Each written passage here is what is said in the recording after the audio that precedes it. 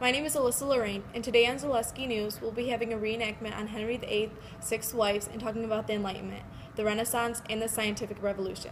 Now we're going live to Kayla Cabetto with the reenactment on Henry VIII's 6 wives. Now to you, Kayla. Hello, I'm Kayla Cabetto, and today we are talking about King Henry VIII and his 6 wives during the Reformation. We have a very special guest, Logan McLean. Logan is an expert on King Henry VIII. Hello, it's great to be here. Want to hear a joke? What do you call a fake noodle? An impasta. Anyways, can you tell us a little bit about Henry VIII? Sure, I even brought reenactors. I hate this job. It's not that bad. Alright, can you tell us about his wives? Absolutely. Well, let's get started. Catherine of Aragon was his first wife. They got married because his father betrothed them. In 1509, Catherine gave birth to a baby girl named Mary. But Henry later divorced Catherine because she could not give birth to a baby boy. They divorced on May 23, 1533. His second wife's name was Anne Boleyn. She gave birth to a daughter named Elizabeth. But when she had a miscarriage, Henry accused her of witchcraft and had her beheaded on May 19, 1536. Are you sure you need the reenactors here? Yes, they are very necessary. Anyway, his third wife's name was Jane Seymour. Henry married her only 11 days after the execution of Anne. Jane gave birth to a baby boy who died of blood poisoning 12 days later. The fourth wife was Anne of Cleves. They married to create a tie between England and the Protestant princes of Germany. Henry later divorced her because he no longer needed the tie only 6 months later. Henry accused his fifth wife, Catherine Howard, of adultery and had her beheaded on February 13, 1542. And finally, the sixth wife, Catherine Parr. Catherine and Henry got married because Henry was old and sick. He needed someone to take care of him. When he died, people said Catherine survived. Yeah. Okay, thank you, Logan and reenactors. That was very interesting. But what does Henry and his wives have to do with the Reformation? Great question. The English Reformation actually started under King Henry's rule. When he wanted to divorce his fourth wife, Anne, the Roman Catholic Church did not believe in divorce, so Henry decided to go to the Archbishop of Canterbury and asked him to grant the divorce, which he did. This was all against the wishes of the Pope. This whole situation led England to break away from the Roman Catholic Church. After that, Henry placed himself as head of the church and made his divorce legal. That is what Henry VIII had to do with the Reformation. Well, thank you all for being here. I'm Kayla. I'm Logan. I'm Joe. And I'm Eric. And this is our segment on Zalewski News. Back to you, Alyssa. Thank you, Kayla, for that wonderful reenactment. Is it just me, or did Henry's wives look like a guy with a cheap wig on? Welcome back to Zalewski News. I'm Kayla Cabetto, and in this segment we are talking about the political views of the Reformation. Our special guests today are Charlotte Kirchin, Logan McLean, and Joe Muzzin.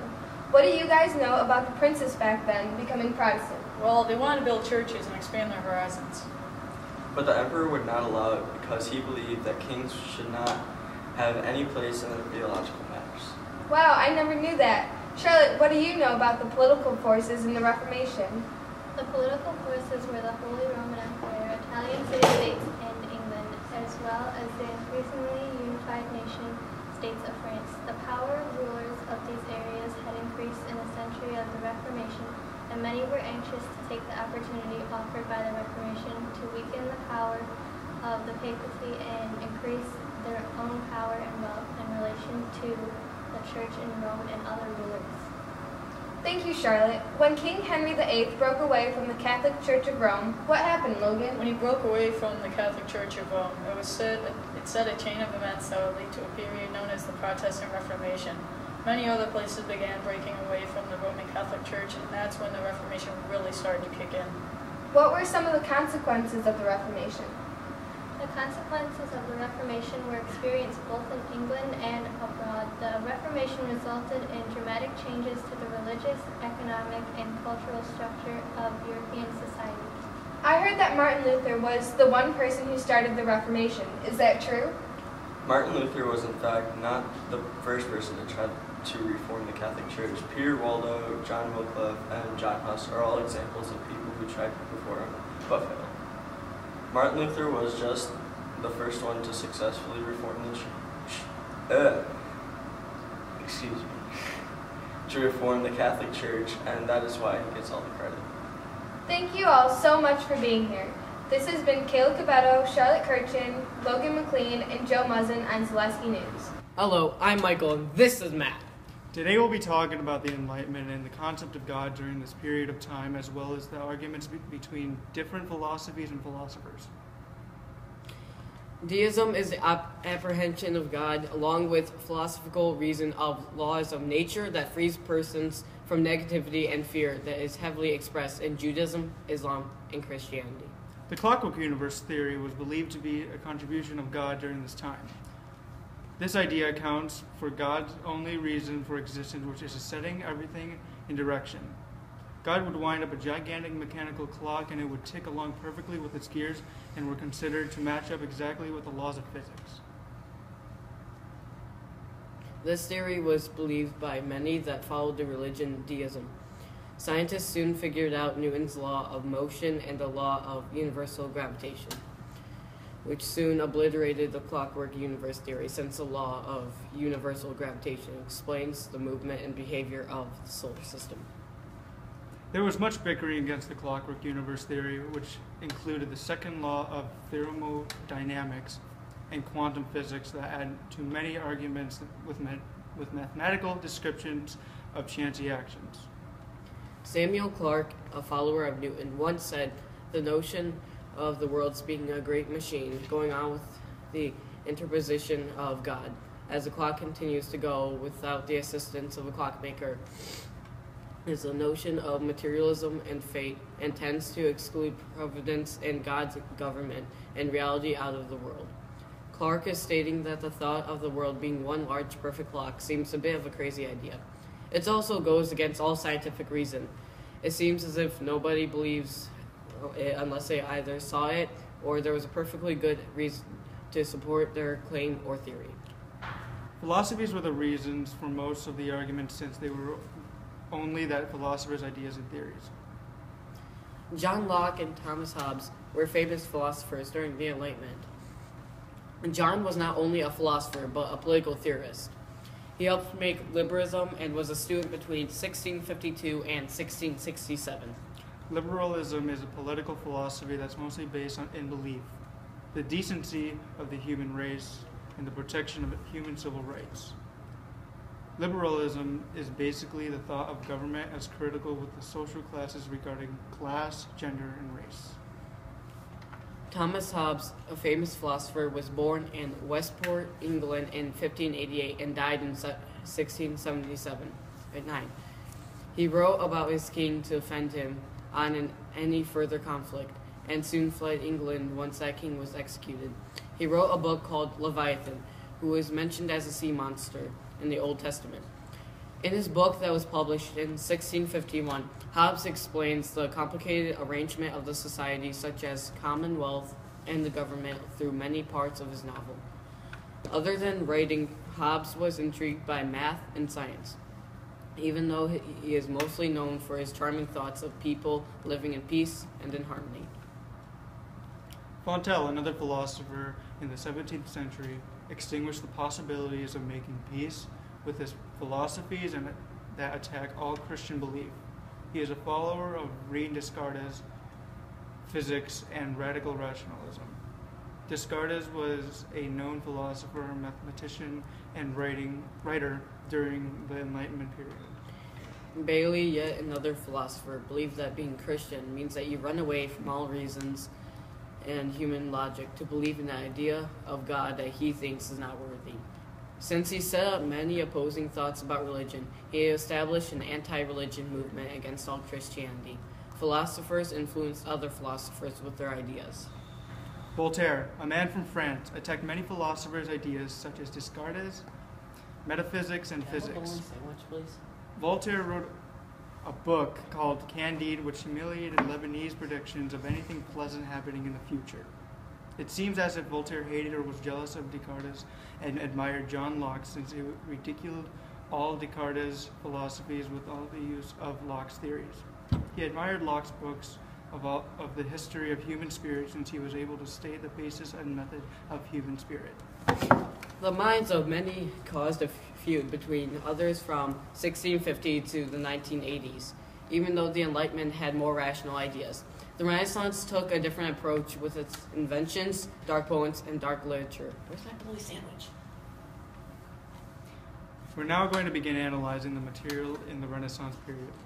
The Renaissance was a time period between the 14th and 17th century.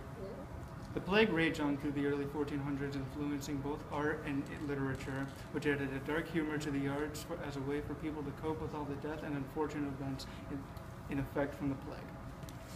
Speaking of literature, during the Renaissance period, there were many poets, playwrights, and authors. For example, John Donne, who was born in 1572 and died in 1631, was a poet. An example of his work is a 72-line poem called The Perfume. An example of an author during the Renaissance was the philosopher Sir Thomas More. He was born in 1478 and died in 1535. A title of his is called Utopia, which is a work of fiction and political philosophy. The most well-known literature writer of the time period was probably William Shakespeare. He was born in 1564 and died in 1616. Although that time period was so long ago, Shakespeare's legacy is still prominent today. He is still a very well-known poet, playwright, and even actor. Popular works of his include Hamlet and Macbeth. Despite the fact that those two plays were famous works of his most famous play that he has written has to be Romeo and Juliet. Nearly everyone has heard of the love story before. Shakespeare applied his examples of poetry within his plays. Also, for example, in Romeo and Juliet, there were plenty of examples of sonnets. A sonnet is a poem that usually has 14 lines, those 14 lines only having 10 syllables. It had to have taken a lot to write such a play. Although no one is for certain, it is speculated that Shakespeare started writing Romeo and Juliet in 1594 and finished sometime in 1595. Although Romeo and Juliet was a love story, Shakespeare implemented aspects of the plague in the play when Friar Lawrence's messages never reached Romeo and Montague. Many people say that Shakespeare invented a creative literature version of the Renaissance. He was able to incorporate medieval history into his work along with other unfortunate events. This is taking too long. Romeo and Juliet was a unique love story taking place in the time period that was happening when Shakespeare wrote the play. A play that was written in the late 15th century is still known commonly today in the 21st. Romeo and Juliet is taught in schools as lessons, which is pretty cool considering how long ago it was actually written. Shakespeare was able to add his own unique writing style to the world of literature. Love stories written today are compared and contrasted to Romeo and Juliet because it is a classic that really set the bar for love stories. Romeo and Juliet has many adaptations for even movies, and the most recent Romeo and Juliet film being released in 2013 proves that the most famous plays are even well known today. The creation of Romeo and Juliet has played an enormous role in literature since it was written. Other than inventive writing and new styles of writing being invented, there were many physical inventions created during the Renaissance, which would eventually lead to larger technical outbreaks of ideas in the future. If the printing press had never been created, the printing of books and other papers wouldn't be the same today. The printing press, which is used to print into ink onto paper, was invented in 1455 by Johannes Gutenberg. Yes, it was. You know who Leonardo da Vinci is, right? I think I do. He was a famous artist who wrote the Mona Lisa in 1517. He even created a drawing of the inside human body to help doctors with the anatomy of the human body. Da Vinci was not only an artist, but he was also a polymath, sculptor, architect, musician, mathematic, engineer, oh my gosh, and anatomist, geologist, cartographer, botanist, writer, and finally an inventor. He was known for creating the parachute in 1485 and tampering a bit with flying machines. An important invention that we rely on every single day is the flush toilet. Imagine if the toilets today didn't flush. Using the restroom would be over top disgusting and insanitary. The good thing is that John Harrington invented the flush toilet in 1596, way before our time, which prevented us from using the restroom in ditches and other places. The final invention we are going to discuss is the match. It was invented in 1680 by Robert Boyle. Just think if the match was never created. What would you do to light candles when your power is out? I don't know. I would get an elephant. I don't know. I doubt lighter would ever be invented if something as simple as a match wasn't. An idea that came out about in 1492 was the idea of a flying machine. Although an actual flying machine wasn't created until farther down the line, the first push to have them was in the Renaissance period. This time period was an innovative time period for art, inventions, literature, and other aspects having to do with the creative world. Many ideas and items were created during that time period, and most are still incorporated today. So imagine if none of this was created. Would we have been as advanced as we are today? Possibly. The inventions and ideas of the Renaissance were the stepping stones for our that's too big of a word, advancement in technology today. And without them, you never know you never know where we'd be. What was literature like during the Renaissance? There were many different people who helped the Renaissance literature. Like who?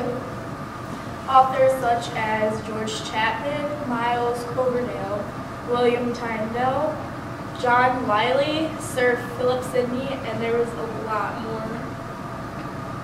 Well, what did they do? George Chapman wrote the Bible. Miles Coverdale and William Tyndale, they also helped translate different parts of the Bible as well. And the others wrote very popular books and novels. Wait, so they were just authors? No, some were authors, playwrights, poets, and such. So how was it different from before? Well, authors would write more in depth and have more emotion in their writing. How? Poetry was like a way to express your feelings and people or things. Without directly implying what? Exactly. Did you know that the Renaissance was a time period where intelligence increased? Yes, exactly. Many artists, authors, and stuff moved out of the Dark Ages, which let them experiment with different ideas and juggle around different thoughts. Well, did you know that in Europe, almost every play that was performed was a full house? Never knew. Nope. Thanks for the info, Brooke. What about the music and the arts in the Renaissance? In the early years of the Renaissance, music became more complex in the French areas. Around that time, they played two melodies at the same time, which was known as the counterpoint. They figured that how to do these things by playing and experimenting with new things in the way that they played. What about instruments? What was being made and discovered? New instruments around that time period were being made were the violin, which is a mini cello, almost that you had to hold it to your neck and play it with a horse-haired bow. And you also had to play it with your fingers. And then a harp, which is a keyboard instrument with horizontal strings that run perpendicular to the keyboard. The harpsichord is also known as the harp, and you can play it with a tipscopo. Playing music like this was considered to be a wealthy thing. Usually had meant that you were rich and very powerful. True churches were wealthy and became wealthy because of wealthy people and donated money to them. And music was still important in churches. It was still fading away and became religious. The church components of music were based on popular folk tunes that also were hymns and masses. The music that they played during the Renaissance was classical music, nothing like today. Very true. The most common known composer of the time was Giovanni da Palestrina, whom lived from 1525 to around 1594. Giovanni had written 500 pieces of church music. The way composers like him had fit music and words together were fashionably dramatic. How? They would dramatically put feelings into their words while playing the instruments. It was a different thing from what most people do today. They didn't really know how to do it, so until they figured out how to match the music with their words, it was awakened. Well, some of the dramatic composers consist of Thomas Tallis, who lived from 1510 to 1585, Josquin des Prez, 1440 to 1521, Pierre de la Rue, who lived from 1460 to 1518, Claudio Monteverdi, I think that's how you say it, was from 1567 to 1643, William Byrd from 1543 to 1623, Giovanni, the one that we mentioned earlier, Orlando de Lassus, who lived from 1530 to 1594, and also another Giovanni, but his last name was Gabriel, who lived from 1553 to 1612. Well, those are all great composers, but what about them? We can start off with Michelangelo. He was a real dude. He was born in 1475 and died in 1564. He was an Italian sculptor, artist, and poet. He exerted an unparalleled influence in the Western art. Along with that, he was considered one of the greatest artists of all time. Michelangelo also created the two most influential works in fresco in the history of Western art: the scenes from Genesis on the ceiling and the Last Judgment on the altar wall of the Sistine Chapel in Rome. He was also one of the only artists that had their biographies written while he was alive, which is pretty interesting. Although he had a low opinion of painting, he loved doing it. He played it off because he is one of the best known painters. Another interesting artist is Raphael. He was part of a high Renaissance, and he was admired for his clarity of form, easy of composition, and a great appeal. He sadly died at the young age of 37 with a lot of accomplishments. This concludes our segment of music and the arts of the Renaissance. Hi, this is Brooklyn, here on CNN News. We recently have breaking news about a severe illness. Doctors have noticed a severely bad bacteria infection on people and animals can get it. This bacteria is causing millions of people to die, also causing animals to get abandoned. You can get the severe illness called the plague by breathing it in, by touching or getting it by an infected flea bite. I haven't seen you in forever. How are you? I'm okay. I feel really sick and I'm starting to get these really bad and weird sores. Wow, that looks really bad. Well, I have to go. Bye. See you around. Yes. Well, bye. See you around. Thank you, Ariana, for yet again another wonderful Renaissance segment. Now we're going to Sean with information on the scientific revolution. Back to you, Sean. There are many great philosophers who lived through the scientific revolution. One great philosopher was René Descartes. Descartes was a famous European philosopher. Descartes was born on March 31st, 1596 in France. Descartes was given the title of Father of Modern Philosophy. In his most famous work, Disclosure on Method, which he wrote in 1637, he decided to forget everything he had already learned and begin again. Descartes focused on the importance of his mind. Descartes has also been called the father of modern rationalism. Rationalism is a system of thought expounded upon by Descartes that is based on the belief that reason is the chief source of knowledge. Descartes also invented Cartesian geometry, which used algebra, and he had a practical understanding of rainbows. Despite not being an astronomer, he was able to come up with a theory on how the solar system was created. And on February 21st, 1650, he died of pneumonia in Stockholm, Sweden. Another great philosopher of the scientific revolution was Francis Bacon. Bacon was born on January 22nd, 1561 in London. Bacon graduated from Cambridge University. He was an English philosopher, scientist, and many other things. Bacon created the Baconian method, which is better known today as the scientific method. Bacon was knighted for his works. Bacon also died of pneumonia on April 9th, 1626. Caroline Herschel was one of the greatest women scientists in the world. She was very brilliant and made many discoveries. Born in Hanover, Germany in 1750, she began her life. At the age of 22, she had never attended school and was uneducated. She later moved to England with her brother, who taught her math and basic equations. which she later was able to use in her lab.